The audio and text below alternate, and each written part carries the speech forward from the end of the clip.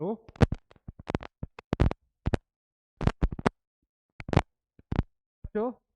हमने आपको पिछले टर्न पर और चालक स्थिर विद्युत की बताई थी।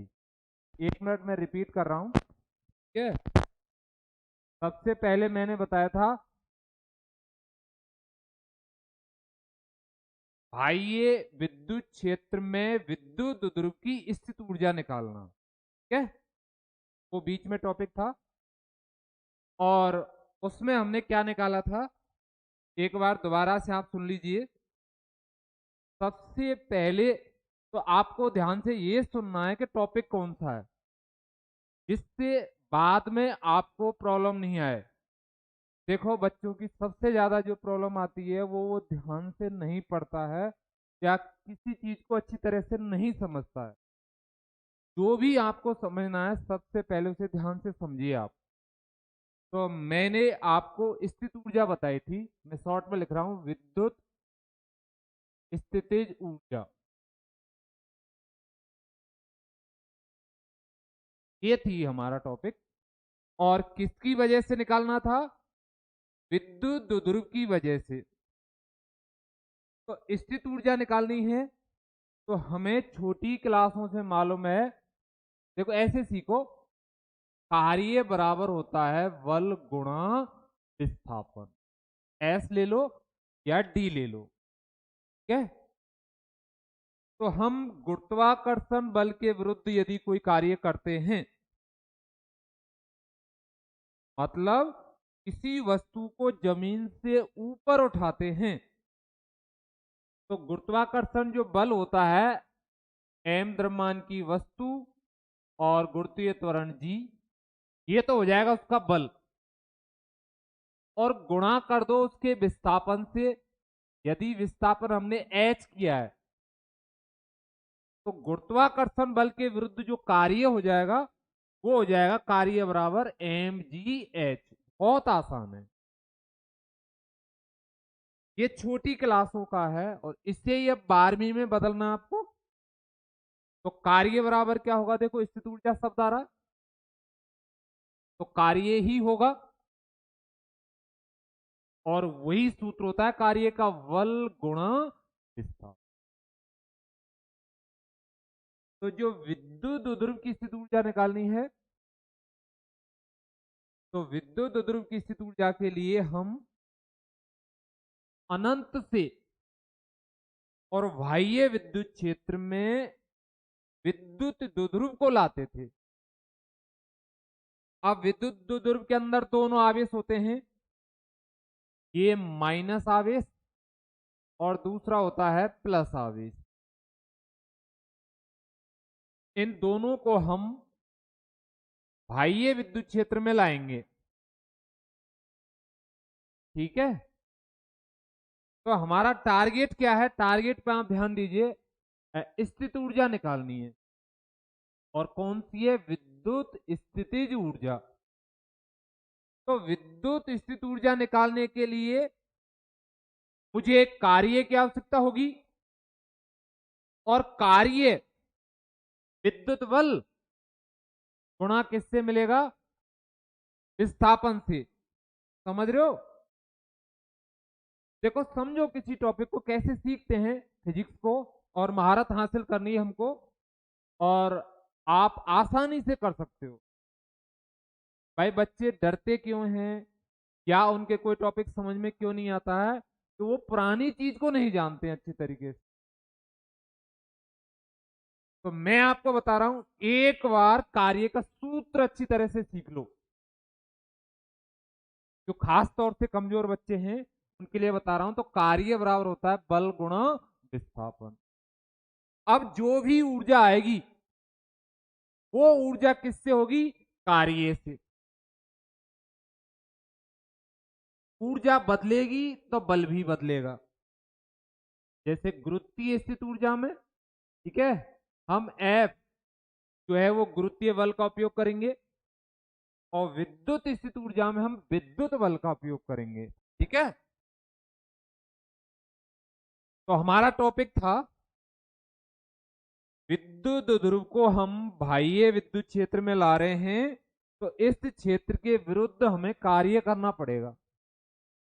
ठीक है, तो हम कार्य में देखेंगे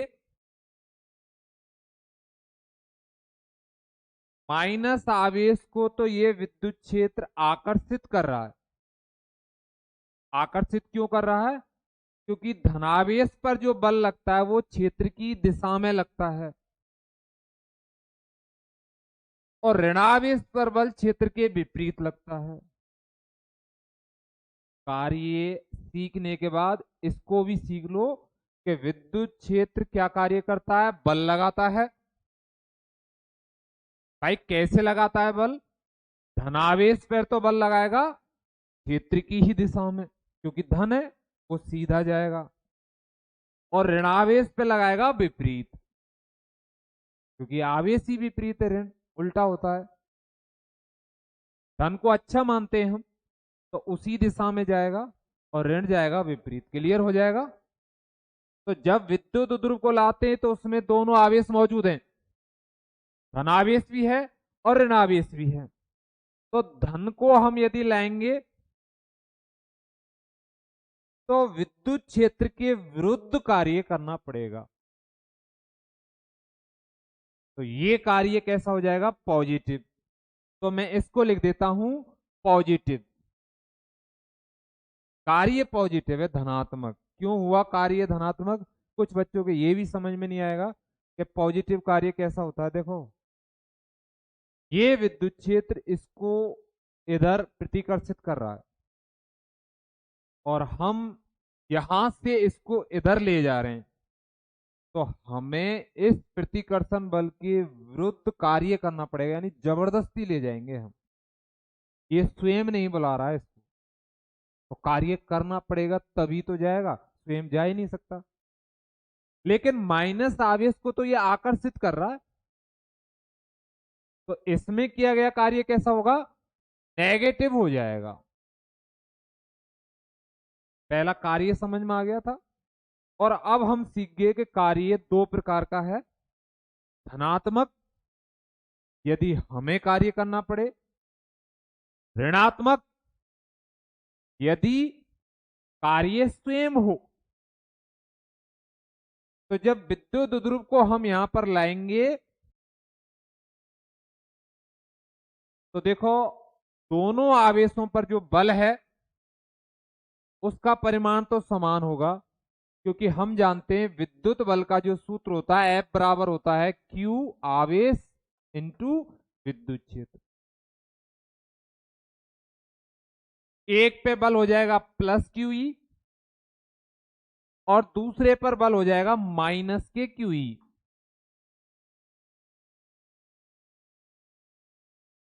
अब ये देख लो, बल दोनों पर समान है, तो विस्थापन किसका ज्यादा है? जिसका विस्थापन ज्यादा होगा वही कार्य क्या होगा? हमारा ज्यादा होगा। तो हमने देखा था कि जैसे ही धनावेश यहां पर पहुंचता है प्लस Q,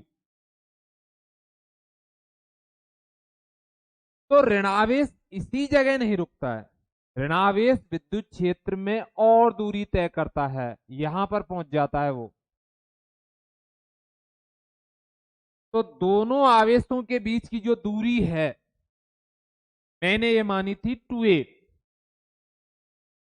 तो ये 2a दूरी फालतू चलता है। क्या चलता है बेटा? फालतू, अतिरिक्त चलता है। कौन सा आवेश? माइनस आवेश। तो बल भी इसका होगा, तो हम कह सकते हैं F बराबर आ जाएगा ये वाला माइनस के QE। बल आ गया। तो अब हमें क्या निकालना है? स्थित ऊर्जा। स्थित ऊर्जा बोले तो कार्य, तो कार्य बराबर होता है बल गुणा विस्थापन। तो यहां लिखेंगे हम कार्य W बराबर बल गुणा विस्थापन, और विस्थापन कितना हो रहा है? 2E। अब इस बल की जगह मान लिख दो, तो बल की जगह हम मान लिखेंगे तो ये आ जाएगा माइनस के क्यू ई। ठीक है,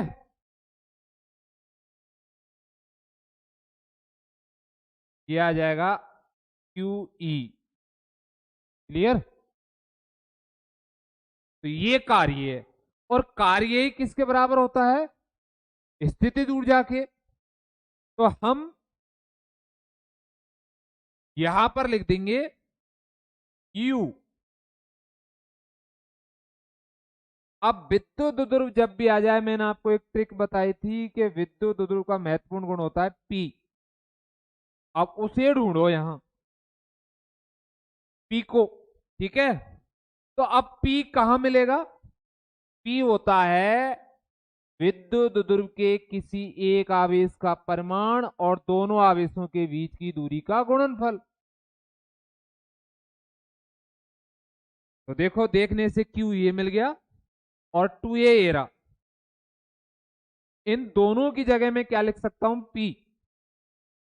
तो बराबर ज्यों की त्यों रहा, माइनस ज्यों की त्यों, और Q इंटू 2A की जगह P, शेष बचा E। यानी हमारा सूत्र आ गया कि जब हम विद्युत ध्रुव को साम्य अवस्था में रखते हैं तो स्थित ऊर्जा आ जाती है माइनस के P।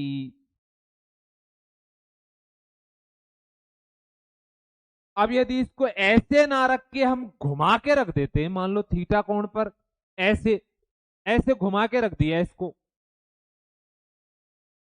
तो घुमाने में कार्य और जुड़ जाएगा। भाई इसको रखने में कार्य ये हो गया, और अब इसको घुमा रहे हैं ना, तो इसको घुमाने में भी तो कार्य होगा। अब घुमाने वाला कार्य आपको पहले पता है, उसे इसमें जोड़ लो। तो प्लस कर देंगे हम पीई इंटू 1 - cos थीटा। इन दोनों को आप जोड़ेंगे तो ये माइनस का पी और ये प्लस का पी निरस्त हो जाएंगे। पी का गुणा 1 से करेंगे तो प्लस पी आएगा, और ये निरस्त हो जाएंगे। तो कौन बचेगा? पी का गुणा माइनस कॉस थीटा से, यानी हमारा बच जाएगा u बराबर माइनस पीई कॉस थीटा। क्या बच जाएगा? Minus p E cos theta. ये टोटल विद्युत स्थित ऊर्जा होगी विद्युत ध्रुव को घुमाने तक। बस यही हमने आपको बताया था। इसको आप वेक्टर रूप में लिखना चाहते हो तो ये वेक्टर रूप हो जाएगा। u तो अदिश राशि है, p वेक्टर है, माइनस तो आएगा ही। p पे 3 लगा दो पूरे कॉन्फिडेंस से, डॉट लगा दो, p पे वेक्टर लगा दो। डॉट क्यों आया? कॉस ने बुलाया। ठीक है, साइन होता है तो किसको बुलाते हैं हम? क्रॉस को। तो ये तो बता दिया था आपको। ठीक है, और हम बता रहे थे आपको चालक स्थिर विद्युत की। तो चालक स्थिर विद्युत की में देखो, मैं यहां पे लिख देता हूं चालक स्थिर विद्युत की। चालक स्थिर विद्युत की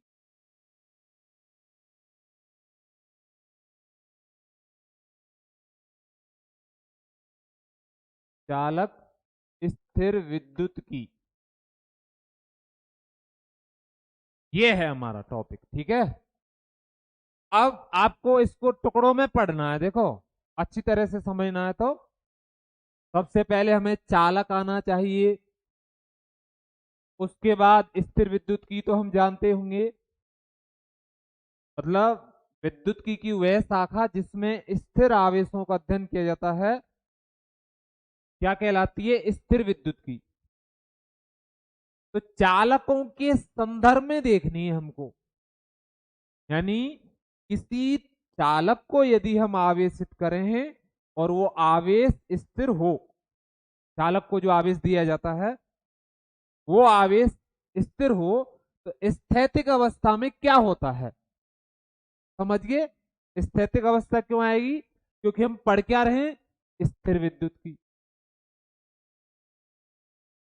और हमने इसका एक महत्वपूर्ण गुण सीखा था कि चालक के भीतर विद्युत क्षेत्र क्या होता है, 0 होता है। अब उससे पहले थोड़ा बहुत चालक के बारे में तो सीख लो, है ना। तो ध्यान दो चालक में क्या क्या होता है। चालक के अंदर देखो मुक्त इलेक्ट्रॉन पाए जाते हैं, और ये मुक्त इलेक्ट्रॉन उस चालक के आयतन में यादृच्छिक गति करते रहते हैं। मतलब इधर उधर अनियमित गति होती है उनकी। और ये जो मुक्त इलेक्ट्रॉन इनके अंदर पाए जाते हैं, ये ही आवेश वाहक का क्या करते हैं, कार्य। यानी हमने सीखा आवेश वाहक, इसके अंदर क्या पाए जाते हैं, मुक्त इलेक्ट्रॉन चालक के अंदर। दूसरा शब्द और लिया था हमने, विद्युत अपघट्ट। तो विद्युत अपघट्यों में भी आवेश वाहक हमने देखे थे, और वो मिले थे धनायन और दूसरा ऋणायन, यानी दोनों आयन पाए जाते हैं विद्युत अपघट्यों में। जैसे H2SO4 लू में ये विद्युत अपघट्य H2SO4,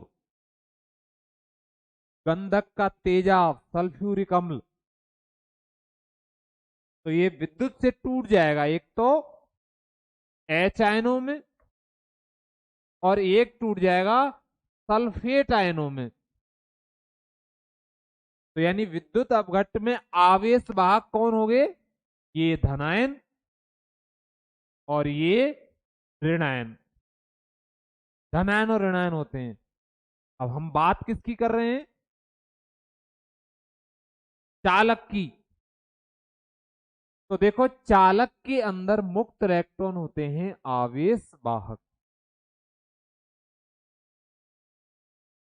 तो इसका हम महत्वपूर्ण गुण सीख रहे थे, और पहला महत्वपूर्ण गुण ये आया था कि चालक के भीतर है वो विद्युत क्षेत्र क्या होता है, शून्य।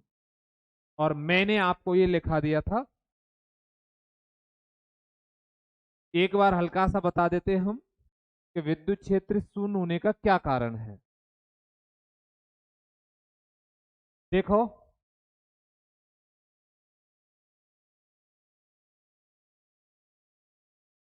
ये मान लो कोई चालक है, तो चालक के अंदर हम जानते हैं यदि आवेश हैं तो समान मात्रा में धनावेश और समान मात्रा में ऋणावेश होगा। विद्युत क्षेत्र यदि है तो विद्युत क्षेत्र होने की वजह से इसके अंदर मुक्त इलेक्ट्रॉन पाए जाते हैं, अभी बताया था। ध्यान से देखिए, इधर ध्यान दीजिए, हम क्या बताना चाह रहे हैं कि E0 है इसके भीतर। अब हम तर्क कर रहे हैं कि E0 नहीं है, तो जब E0 नहीं है तो इसके अंदर मुक्त इलेक्ट्रॉन तो हैं, अभी सीखा है भाई हमने। तो मुक्त इलेक्ट्रॉन है तो विद्युत क्षेत्र की वजह से उन पर क्या लगेगा, बल, और वो एक दूसरे से दूर जाना चाहेंगे, और इतनी दूर चले जाएंगे जितने वो जा सकते हैं। तो अब वो कहां जाएंगे, सतह पर आ जाएंगे। कहां जाएंगे, सतह पर आ जाएंगे। तो अतः भीतर जो विद्युत क्षेत्र है वो क्या होगा, शून्य।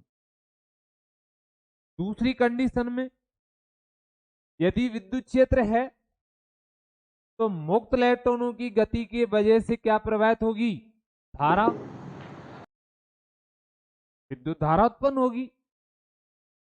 जबकि स्थैतिक अवस्था में चालक के पृष्ठ के अंदर कोई धारा प्रवाहित नहीं होती है, चालक के भीतर भी कोई धारा प्रवाहित नहीं होती है। तो हम कह सकते हैं कि जब धारा नहीं है तो विद्युत क्षेत्र नहीं है, और विद्युत क्षेत्र नहीं है तो हमारा ये पता चल जाता है ई बराबर क्या होगा। ठीक है, अब दूसरा पॉइंट हम देख लेते हैं, और उसके अंदर क्या है दूसरे पॉइंट में,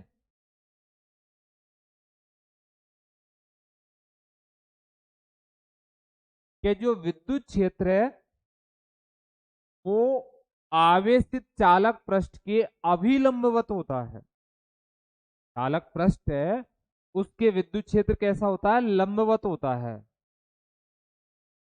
ये चालक है तो विद्युत क्षेत्र की जो दिशा होगी वो ऐसे होगी, लंबवत। ये क्या चीज है, ई सदिश है, यानी विद्युत क्षेत्र है और विद्युत क्षेत्र की दिशा चालक पृष्ठ के कैसी है, लंबवत। तो देखो हम पहले से ये जानते हैं कि यदि ये लंबवत नहीं है, मान लो ये किसी कोण पर है, इस तरीके से है ये, तो कोण पर होने की वजह से इसका पृष्ठ के अनुदिश कोई घटक हो जाएगा, टुकड़ा इसका, एक टुकड़ा इधर हो जाएगा और एक टुकड़ा हो जाएगा इधर। तो यदि ये लंबवत नहीं है तो इसका एक टुकड़ा इस पृष्ठ के अनुदिश होगा, चालक पृष्ठ की, और चालक पृष्ठ के अनुदिश होगा। तो यदि हम किसी आवेश को एक बिंदु से दूसरे बिंदु तक ले जाएं चालक पृष्ठ के अनुदिश, तो हमें कार्य करना पड़ेगा। लेकिन हम देखते हैं कि आवेश को ले जाने में चालक पृष्ठ के किसी भी बिंदु पर, आप एक बिंदु से दूसरे बिंदु तक आवेश को ले जाओ किसी भी स्थान से, कोई कार्य नहीं करना पड़ता। दूसरा, इनके विभव में अंतर होना चाहिए था दोनों बिंदुओं के में, यदि विद्युत क्षेत्र का घटक मौजूद है तो। लेकिन हम देखते हैं चालक के कोई भी दो बिंदु ले लेंगे हम, तो उन दोनों बिंदुओं के विभव में कोई अंतर नहीं होता है, विभव में भी कोई अंतर नहीं है, आवेश को ले जाने में भी कोई कार्य नहीं हो रहा। इससे तो यही पता चल रहा कि चालक पृष्ठ के अनुदिश विद्युत क्षेत्र होता ही नहीं है। समझ में आ गई। अब ये देखना है कि विद्युत क्षेत्र कब नहीं हो सकता, जब विद्युत क्षेत्र लंबवत होता है तो उसके घटक नहीं हो सकते। कभी भी कोई भी सदिश लंबवत है तो उसको हम टुकड़ों में नहीं बांट सकते। तो यहाँ कोई घटक नहीं है तो हम कह सकते हैं विद्युत क्षेत्र लंबवत ही होना चाहिए। अतः चालक की सतह के विद्युत क्षेत्र की तीव्रता कैसे होती है, लंबवत। मेरे हिसाब से टॉपिक क्लियर हो गया होगा। आपको दो बात याद रखनी है, यदि विद्युत क्षेत्र का घटक है तो आवेश को ले जाने में कार्य होगा, जो कि नहीं होता है। दो बिंदुओं के विभव में अंतर होगा, जो कि नहीं होता है। यानी दोनों चीज नहीं होती हैं, तो घटक नहीं होगा। और घटक कब नहीं होता है किसी सदिश का, जब वो सदिश उस सतह के कैसे हो, लंबवत। तो अतः हमने कह दिया कि ई सतह के लंबवत होना चाहिए। तो अपनी नोटबुक आप खोल लीजिए और उसमें दूसरा पॉइंट डाल लीजिए। पहला मैंने लिखा दिया है, सबसे पहले दूसरे पॉइंट में आप हेडिंग लिखिए। ठीक है, जल्दी से निकालिए, और उसमें आपको हेडिंग लिखना है दूसरे नंबर पर।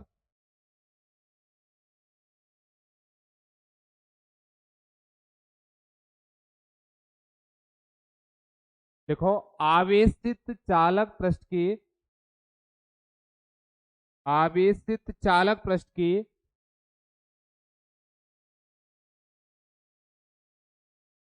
आवेशित चालक पृष्ठ की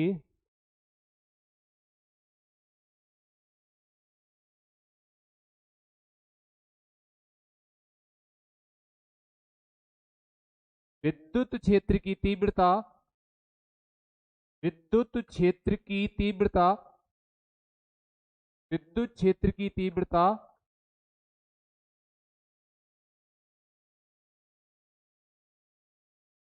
अभिलंबवत होती है, अभिलंबवत होती है, अभिलंबवत होती है। यह महत्वपूर्ण गुण है। पहला, तीव्रता शून्य होती है भीतर, और दूसरी क्या होती है, लंबवत, शॉर्ट में। ये हेडिंग डाल लो। और इसमें मैंने अभी बताया था वो 2 पॉइंट याद रखने।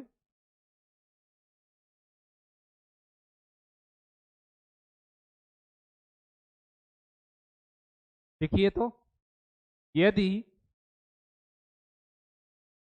आवेशित चालक पृष्ठ के, यदि आवेशित चालक पृष्ठ के विद्युत क्षेत्र की तीव्रता लंबवत नहीं है,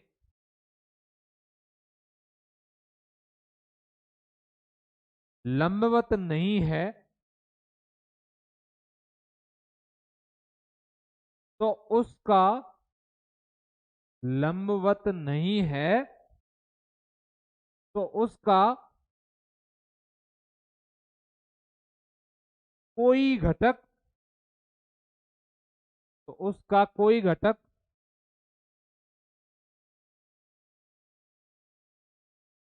चालक पृष्ठ के अनुदिश होगा, चालक पृष्ठ के अनुदिश होगा,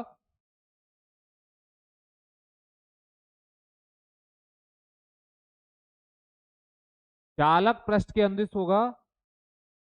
अतः किसी आवेश को, अतः किसी आवेश को, अतः किसी आवेश को इस पृष्ठ के अनुदिश ले जाने में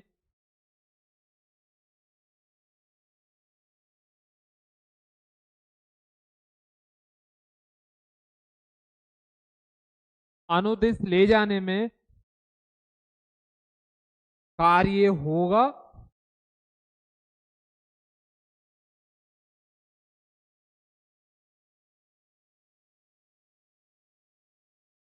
परंतु ऐसा नहीं होता है, परंतु ऐसा नहीं होता है।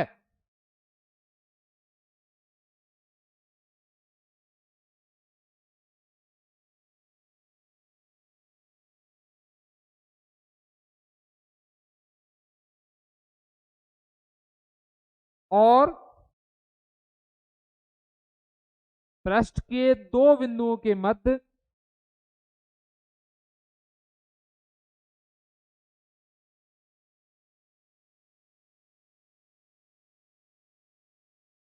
विभवांतर होना चाहिए,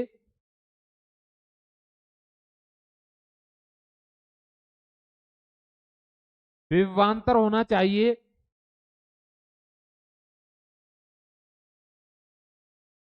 पृष्ठ के दो बिंदुओं के मध्य विभवांतर होना चाहिए, परंतु वो भी नहीं होता है।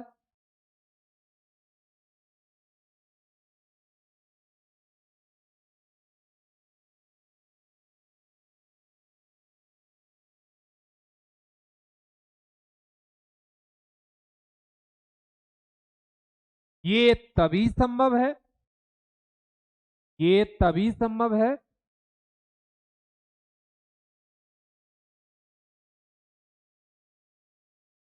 ये है, तभी संभव है जब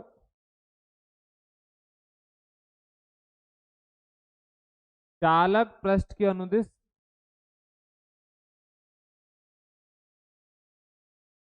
ई सदिश का कोई घटक नहीं हो, ई सदिश का कोई घटक नहीं हो।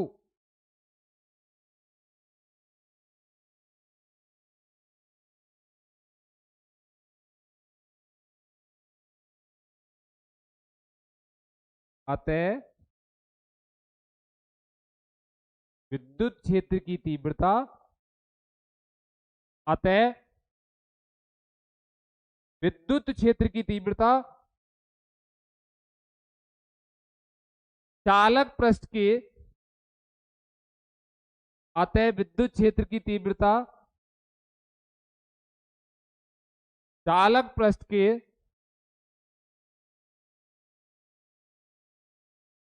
अभिलंबवत होती है।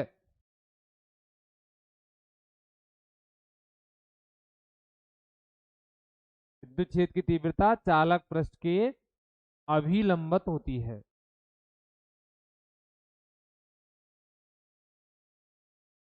ठीक है, यहीं तक लिखना है आपको। और इस लिखने को भूल जाओ, याद ना रहे तो आपको 2 पॉइंट याद रखने जो मैंने बताया कि यदि लंबवत नहीं है तो इधर घटक होगा, और घटक होगा तो 2 कार्य होंगे। आवेश को ले जाने में कार्य होगा, और पृष्ठ के 2 बिंदुओं के मध्य क्या होगा, विभवांतर। लेकिन ये दोनों ही काम नहीं होते हैं। तो पृष्ठ के अंदर घटक नहीं होता है, और घटक नहीं होता है तो वो कैसा होता है, अभिलंब। तीसरा पॉइंट डालिए आप। ठीक है,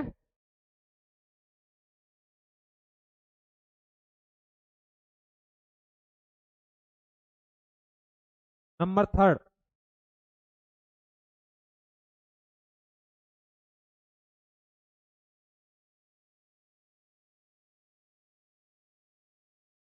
स्थैतिक स्थिति में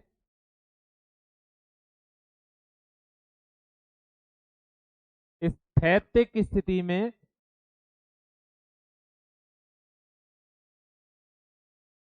चालक के भीतर, चालक के भीतर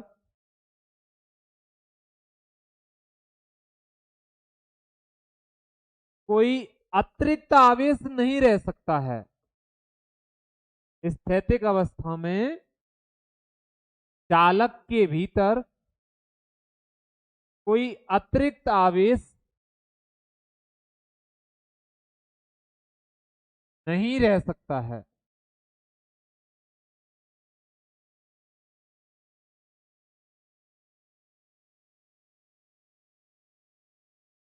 चालक के भीतर कोई फालतू आवेश नहीं रहेगा। देखो ध्यान देना, इधर बिल्कुल एकाग्रता से इस शब्द पे जोर दीजिए, अतिरिक्त।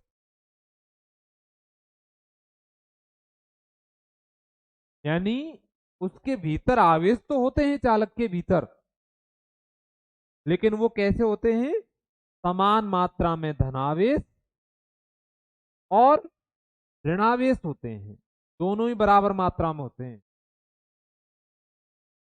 तो हमारा प्रश्न क्या है कि अतिरिक्त आवेश नहीं रह सकता, मतलब इनके अलावा और आवेश उसके भीतर नहीं रह सकता। उसको हम गाउस के नियम से निकाल सकते हैं। सपोज करो ये कोई चालक है,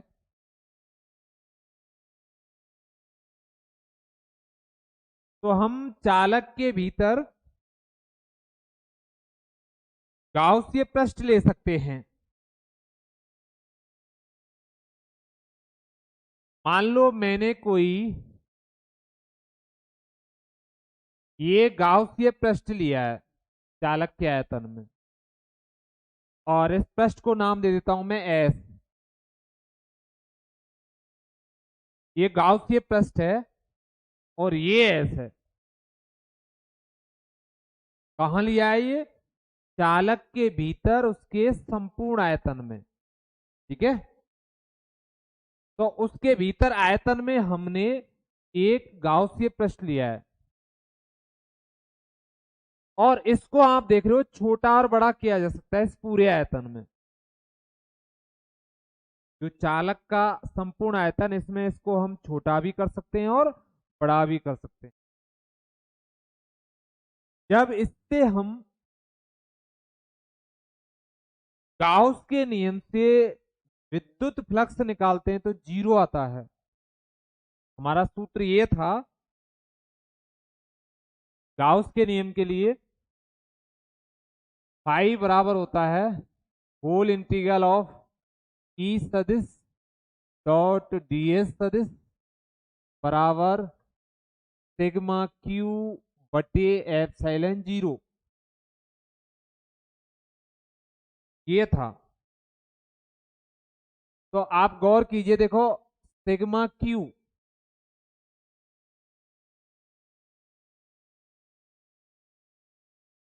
यदि इसके भीतर सिग्मा क्यू है यानी आवेश मौजूद है तो गाउस के नियम से इससे फ्लक्स निकलना चाहिए। लेकिन हम देखते हैं कि इस पृष्ठ से निर्गत फ्लक्स का मान कितना आता है, फाई बराबर आता है जीरो। और जीरो तो तभी हो सकता है जब नेट आवेश क्या हो, जीरो। यानी ये परिबद्ध आवेश है, नेट आवेश है, वो क्या होना चाहिए, जीरो। इस पृष्ठ को आप और छोटा कर लो तो और छोटा जब हम करेंगे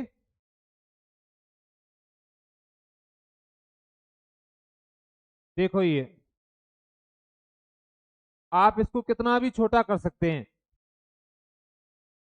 तो एक छोटे से छोटे गाउसिय पृष्ठ से भी जो निर्गत फ्लक्स होगा वो हमारा क्या आता है, जीरो आता है। हमने बड़ा गाउसिय पृष्ठ लिया था तब भी जीरो, और बहुत ही अल्प लिया था तब भी क्या आ रहा है, जीरो। तो इससे हम ये निष्कर्ष निकाल सकते हैं कि चालक के भीतर उसके संपूर्ण आयतन में कोई फालतू आवेश या अतिरिक्त आवेश नहीं है। अतिरिक्त आवेश यदि कहीं भी होता तो उससे फ्लक्स निर्गत होता।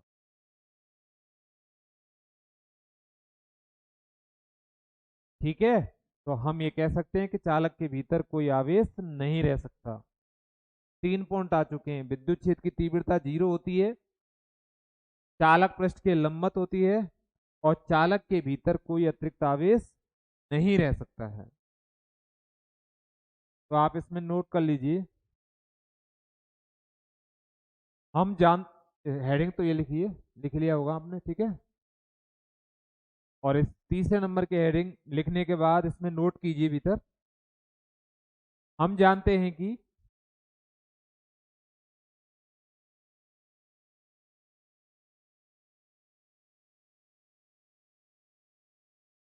चालक में समान मात्रा में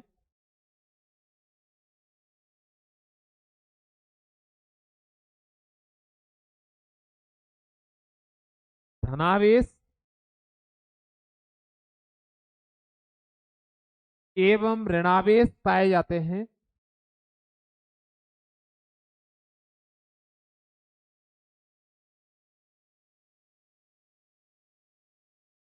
अतः वह उदासीन होता है, अतः वह उदासीन होता है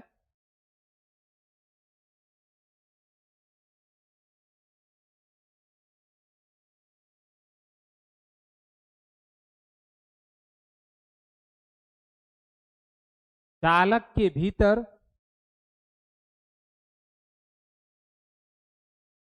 चालक के भीतर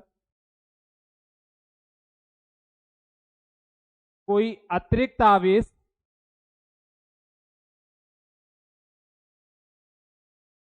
नहीं रह सकता है। चालक के भीतर कोई अतिरिक्त आवेश नहीं रह सकता है।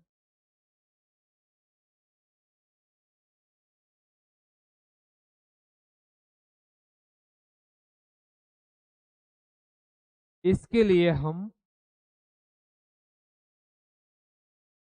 इसके लिए हम चालक के आयतन में चालक के आयतन उई में चालक के आयतन उई में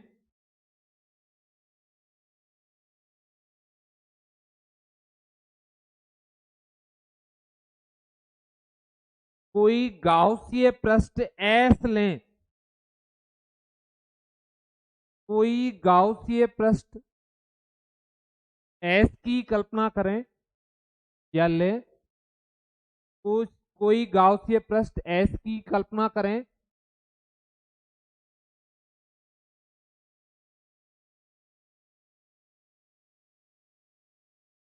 तो इस गाउसीय पृष्ठ से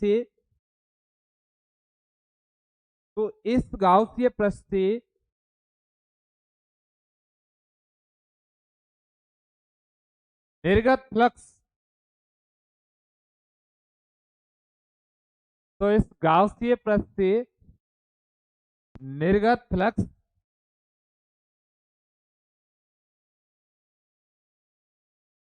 शून्य होता है।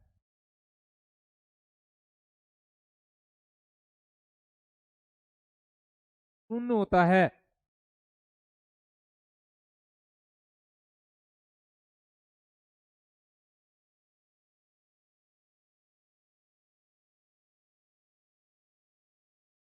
इस गाउसीय पृष्ठ को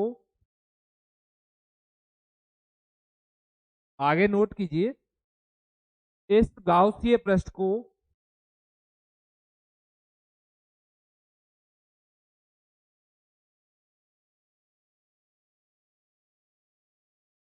हम जितना चाहें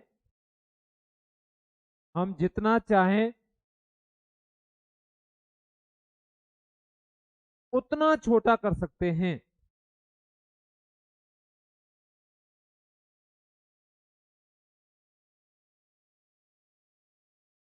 जितना चाहें उतना छोटा कर सकते हैं।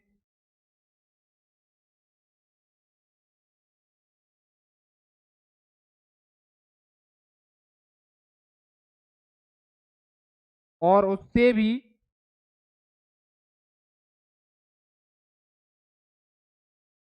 निर्गत फ्लक्स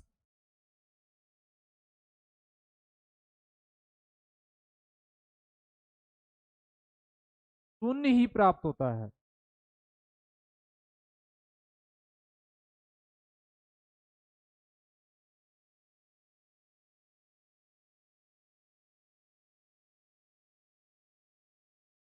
अतः चालक के भीतर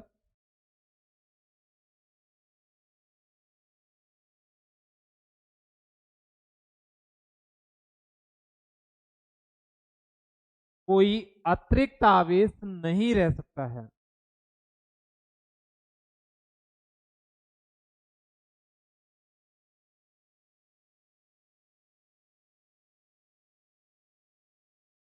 चालक के भीतर कोई अतिरिक्त आवेश नहीं रह सकता है।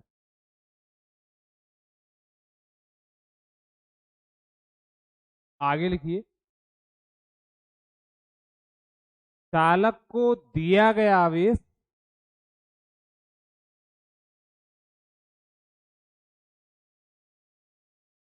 उसके भीतर ना जाकर चालक को दिया गया आवेश उसके भीतर ना जाकर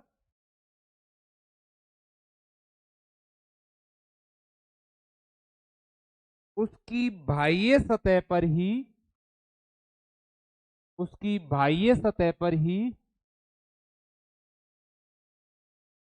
समान रूप से की बाह्य सतह पर ही समान रूप से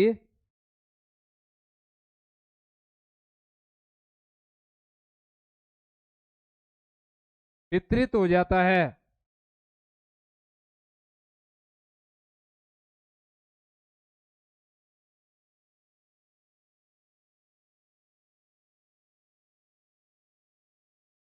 क्लियर। आप चौथा पॉइंट देख लीजिए।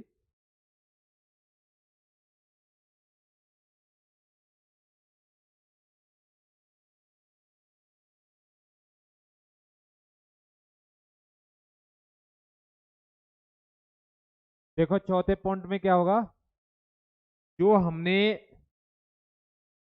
पहले के दो पॉइंट पढ़े हैं, ई बराबर 0 होता है और ई लंबवत होता है, उन्हीं से हम चौथा पॉइंट निकाल लेंगे। और आप नोट कीजिए। ठीक है।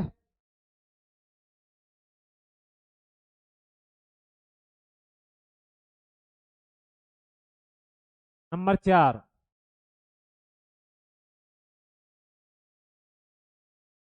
देखिए आप, चालक के भीतर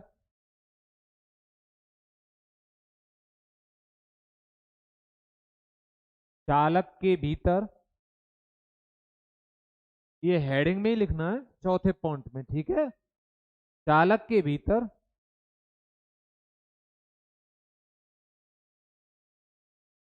उसके संपूर्ण आयतन में, चालक के भीतर उसके संपूर्ण आयतन में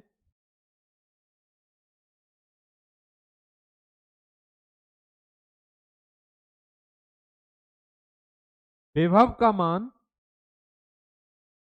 चालक के भीतर उसके संपूर्ण आयतन में विभव का मान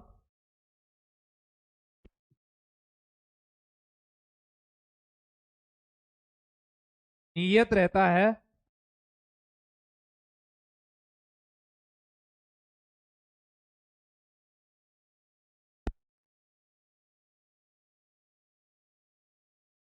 नियत रहता है, जो उसके पृष्ठ के जो उसके पृष्ठ के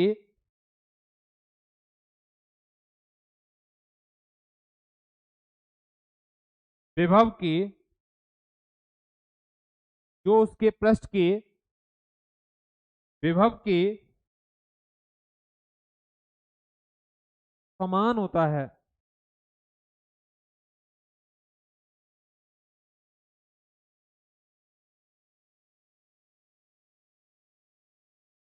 जो उसके पृष्ठ के विभव के समान होता है। ये हेडिंग कंप्लीट हो गया, ठीक है। अब इसके भीतर समझ लेते हैं और फिर हम लिख लेंगे।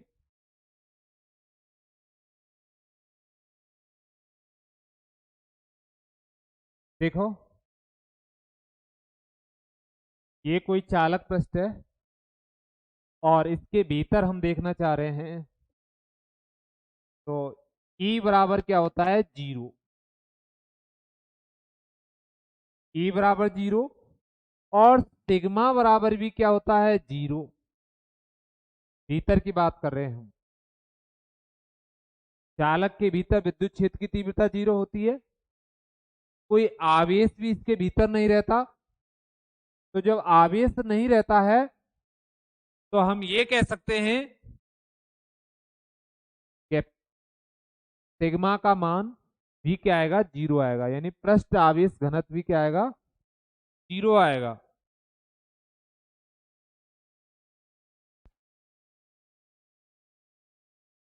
और एक चीज हमने आपको बताई है कि जो विद्युत क्षेत्र की तीव्रता होती है वो इस चालक पृष्ठ के लंबवत होती है। जैसे मान लो मैं यहां पर धनावेश दे देता हूं इसको, ठीक है। ये मैंने प्लस आवेश दिया है इस सतह पर, तो इस प्लस आवेश की वजह से जो विद्युत क्षेत्र की तीव्रता होगी वो ऐसे होगी, लंबवत, ई सदिश।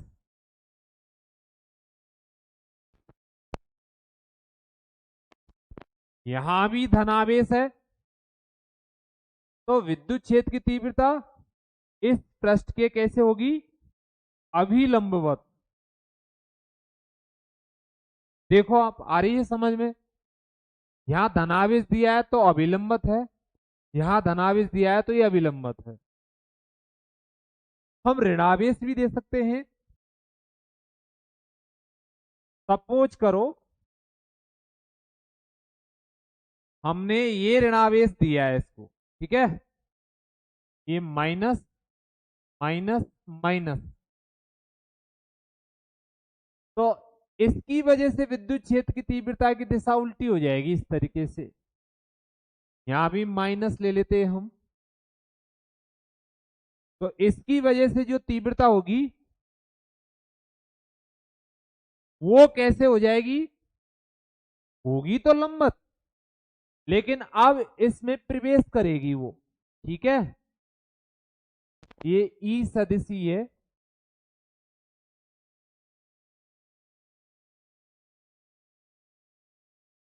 तो हम देख सकते हैं कि जब भीतर E0 है तो चालक के संपूर्ण आयतन में किसी भी आवेश को घुमाओ, ले जाओ, कोई कार्य नहीं होगा। यानी कार्य बस हमें पृष्ठ तक आने में करना पड़ेगा।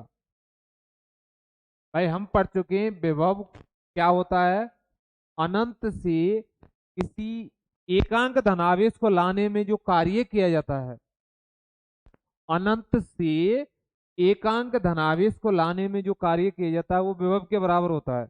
तो भीतर तो कोई कार्य नहीं करना पड़ता, कारण E बराबर 0 है, और बाहर विद्युत क्षेत्र की तीव्रता है, इसलिए पृष्ठ तक हमें कार्य करना पड़ता है। हम अनंत से आवेश को लाएंगे तो पृष्ठ तक ही कार्य करना पड़ेगा। अतः चालक के पृष्ठ का जितना विभव होगा वही विभव इसके भीतर भी होगा। ठीक है, तो आप ये चित्र बना लेना और मैं इसमें आपको लिखवा देता हूं। ठीक है, आप ये चित्र नोट कर लीजिए या लिख लीजिए, आप बाद में चित्र बना लेना। ठीक है, बोल देता हूं, आप ये चित्र बनाते रहना।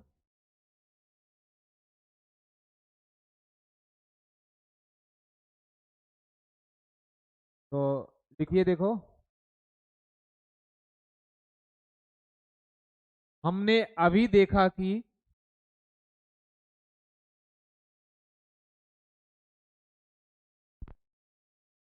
चालक के भीतर, हमने अभी देखा कि चालक के भीतर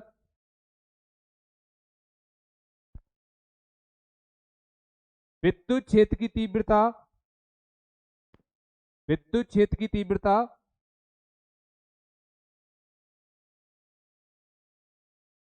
शून्य होती है,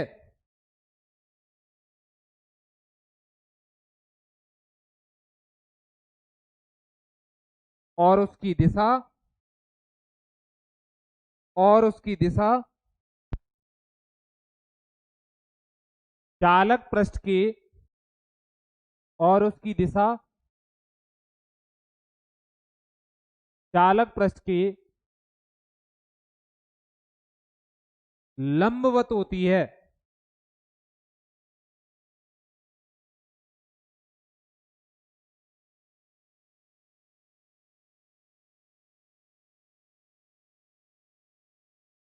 अतः चालक के भीतर, अतः चालक के भीतर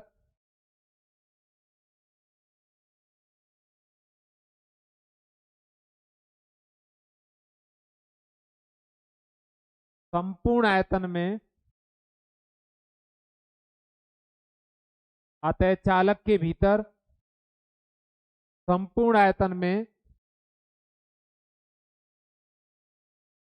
आवेश को घुमाने में,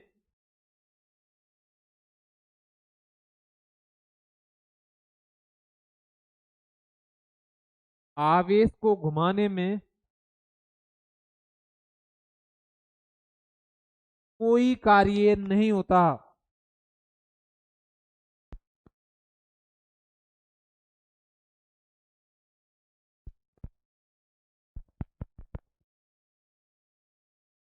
जबकि चालक के बाहर, जबकि चालक के बाहर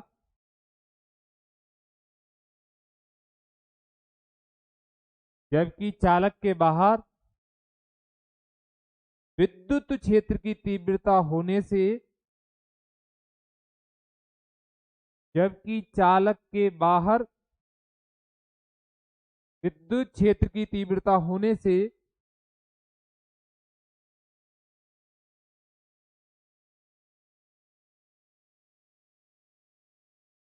पृष्ठ तक कार्य करना पड़ता है, पृष्ठ तक कार्य करना पड़ता है।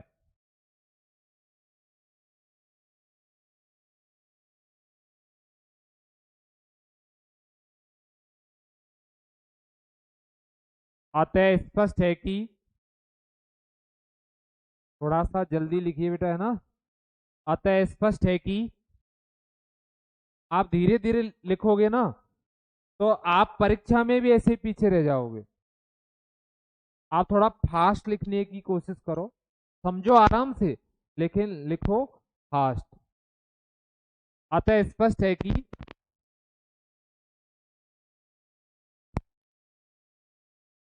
चालक के भीतर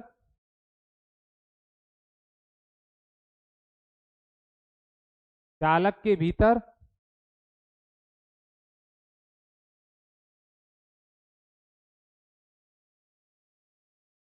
विभव का मान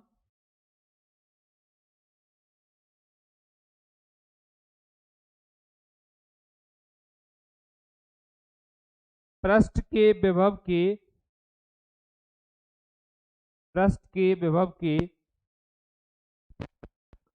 समान होता है।